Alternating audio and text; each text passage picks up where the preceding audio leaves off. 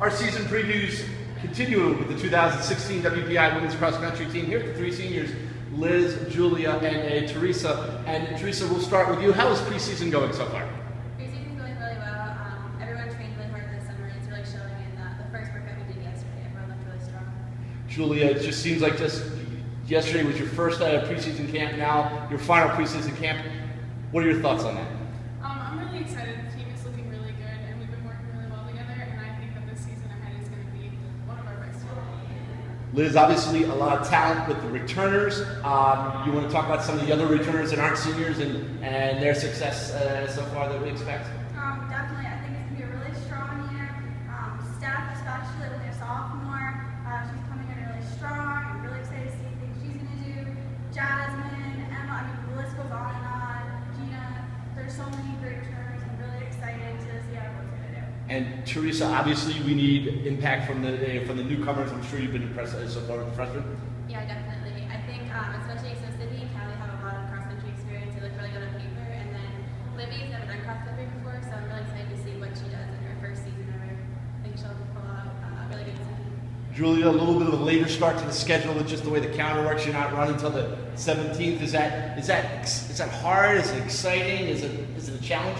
I think it's actually good for us because it gives us more time to work together and get some more grass under our belts and be prepared for our first meet and build up our excitement and our determination to do really well in that first meet and go from there. So.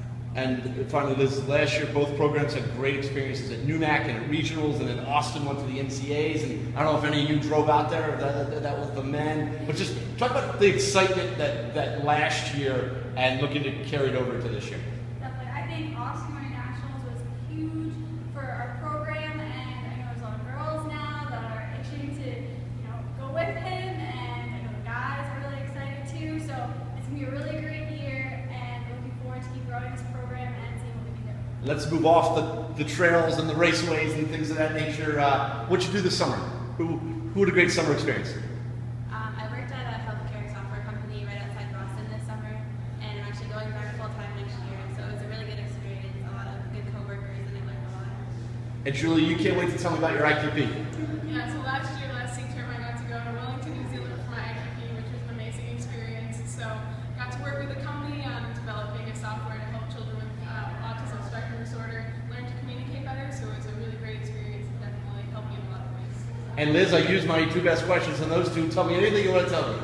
I'm really excited for this season, and I can't wait to see how everyone does, and excited to hear more from you, Rusty. Oh, hey, I like the way you think. Ladies, great job. You know what? Next year, Liz, you'll probably be the one doing the interviews because you're much more talented than I am. But we will catch in with you guys throughout the season. Best of luck at the Bates Invitational on the 17th. If you want to catch some of the WPI runners, they'll be in the City Championships the Friday the 23rd, I believe.